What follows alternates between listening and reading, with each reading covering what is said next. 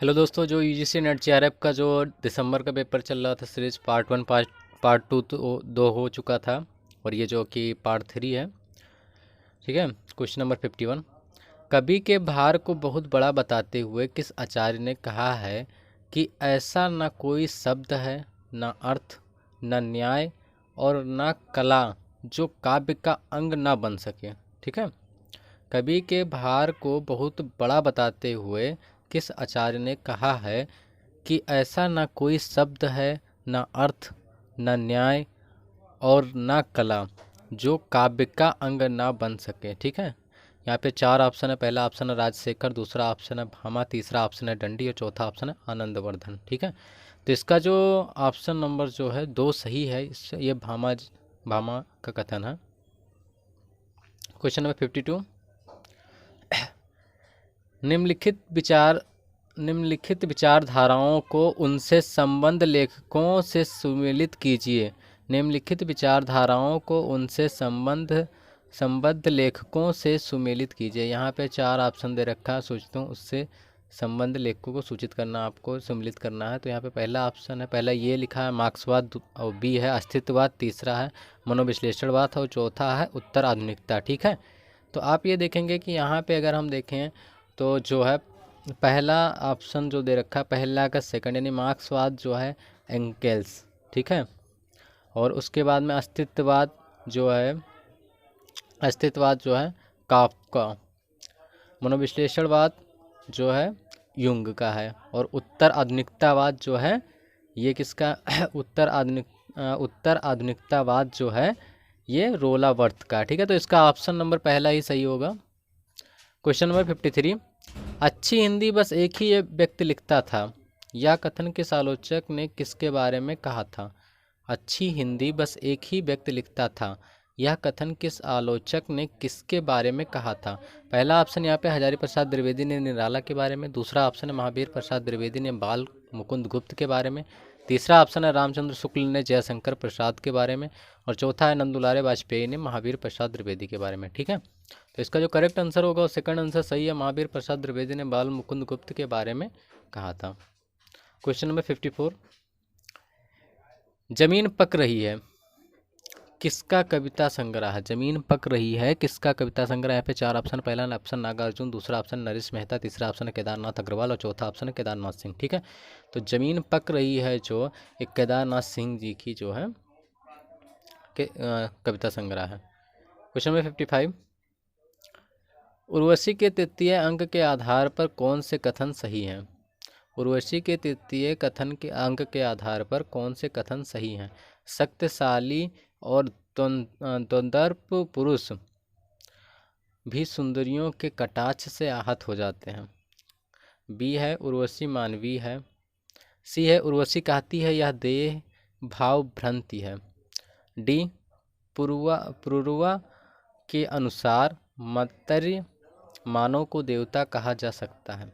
ठीक है। तो यहाँ पे देखेंगे आप उर्वशी के तृतीय अंक के आधार पे जो कथन सही होगा वो होगा पहला और तीसरा कि उर्वशी कहती है देह भाव भ्रांति है, और पहला शक्तिशाली और द्वंद्वार्प पुरुष भी सुंदरियों के कटाक्ष से आहत हो जाता है। ठीक है। तो इसका ये और सी सही है इसका, यानी ऑप्शन नंबर जो है, सॉरी ये और सी नहीं सही, हाँ ये और सी सही, इसका ऑप्शन नंबर जो है 4 सही है।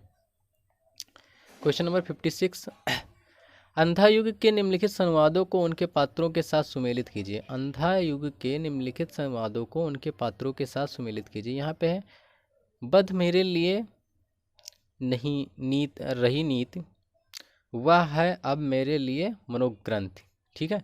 तो आप ये देखेंगे कि इसका जो है ऑप्शन नंबर ये किसके द्वारा कहा गया? अश्वत्थामा के द्वारा कहा गया था। ठीक है। फिर है आज इस पराजय की बेला में सिद्ध हुआ, झूठ थी सारी अनिवार्यता भविष्य की। ठीक है। आज इस पराजय की बेला पर सिद्ध हुआ, झूठ थी सारी अनिवार्यता भविष्य की।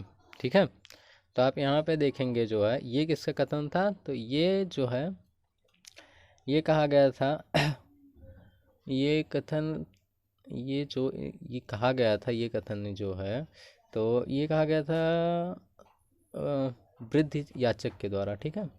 और अंतिम परिणति में दोनों जर्जर करते हैं। ठीक है, तो ये कथन है जो है युयुत्सु का है। ठीक है, युयुत्सु का है ये। और उसके बाद में है जो गूंगों के सिवा आज और कौन बोलेगा मेरी जय, ये धृतराष्ट्र का है। ठीक है, धृतराष्ट्र का है।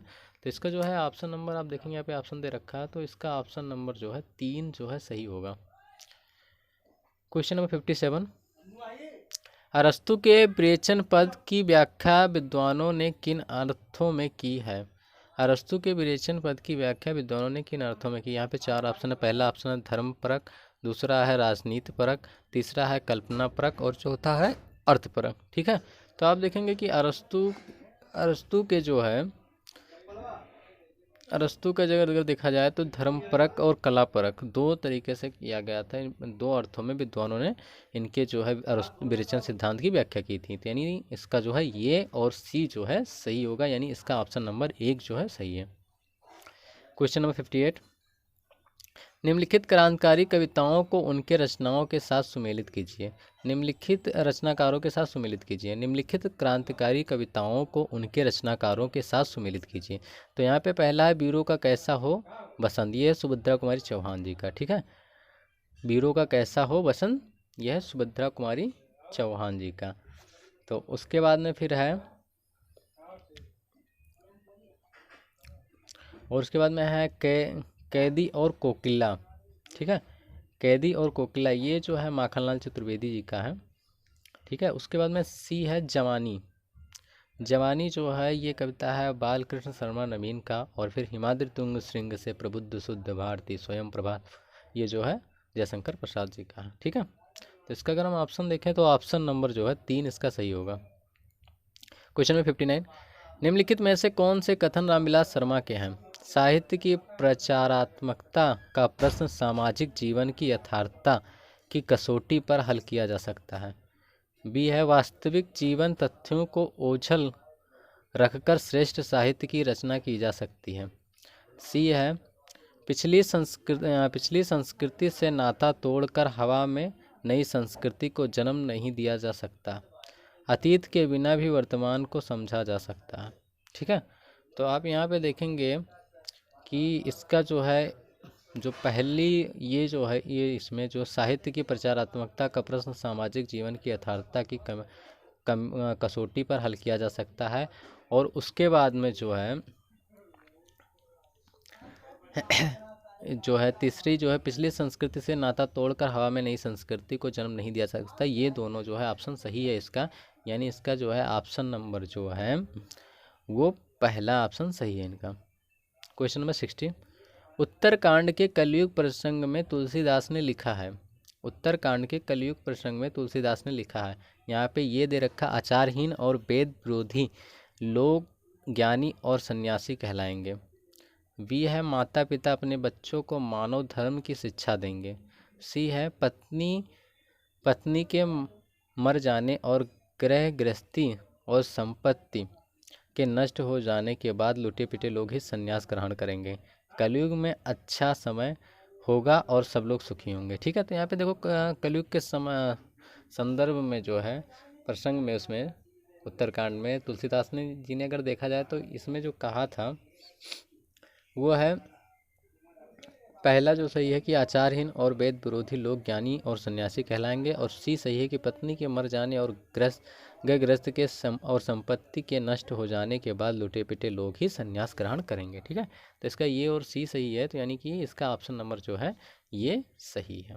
ठीक है, क्वेश्चन नंबर 61, प्रकाशन काल की दृष्टि से भीष्म साहनी के नाटकों का सही अनुक्रम है। ठीक है, तो प्रकाशन काल की दृष्टि से भीष्म साहनी के नाटकों का सही अनुक्रम है। यहाँ पे चार ऑप्शन दे रखा है। ठीक है, तो अगर हम ऑप्शन नंबर देखें तो पहला ही ऑप्शन सही है, हानुस माधवी रंग दे बसंती चोला आलमगीर। ठीक है, तो इसका जो पहला ही ऑप्शन सही है। उसके बाद है 62, प्रेमचंद्र की किन कहानियों में देसी रियासतों के राजाओं का चरित्र और वहाँ चलने वाली राजनीतिक गतिविधियों का चित्रण मिलता है। ठीक है, प्रेमचंद्र की किन कहानियों में देसी रियासतों के राजाओं का चरित्र और वहाँ चलने वाले राजनीतिक गतिविधियों का चित्रण मिलता है। यहाँ पे देखो पहला रियासत का दीवान, बी है पंच परमेश्वर, सी है शतरंज के खिलाड़ी और डी है बड़े भाई साहब। ठीक है, तो इसका देखेंगे जो है पहला और तीसरा सही है, यानी कि रियासत का दीवान और शतरंज के खिलाड़ी, इन दोनों में जो है देसी राजाओं के चरित्र और वहाँ की राजनीतिक गतिविधियों का चित्रण मिलता है। क्वेश्चन नंबर 63, रचना काल के अनुसार निम्नलिखित कवियों का सही अनुक्रम है। ठीक है, रचना काल के अनुसार निम्नलिखित कवियों का सही अनुक्रम है। तो आप देखेंगे सबसे पहले देखो सिद्धों में अगर ज़्यादातर देखा जाए तो सबसे पहले सरप्पा ही आता है। सरप्पा के शिष्य थे लुइप्पा, फिर पुष्पदंत और आदमबाण, यानी कि इसका जो है ऑप्शन नंबर 4 सही है।